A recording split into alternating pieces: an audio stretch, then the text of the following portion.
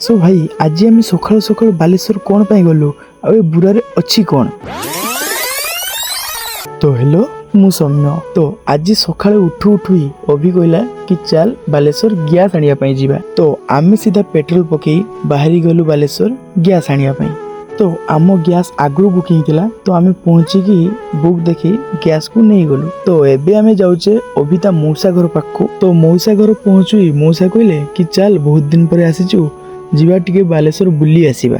तो बालेश्वर रे blue blue ही बहुत टाइम हेतिला सेथिपई आमे पळी आसिलु सीधा घर पई। तो मु घर आसी गाधा गुथी सारी बाहरी आइथिली जिम पई। तो एठी सुंदर व्यू देखी जिम पहुँचु पहुँचु ही एई पागली सह देखा हेतिला मोर। तो आज अछि मोर चेस्ट। तो चेस्ट रे प्रथमे वार्म अप सारी मु एठी double chest press Maria start कर दिथिली। तापरे आउ सब वर्कआउट सारी मु पळी आस्थिली घर पई। घर को जिबा आगरु ही इच्छा होगला कि गोटे डाइट कोक पी घर को जी। तो मुझे गोटे डाइट कोक नहीं सीधा पी घर को पलि आइली। तो ये खिया पिया सब सरला बाजिलानी राति 11:30 होले। तो मुझे रही जय जगन्नाथ।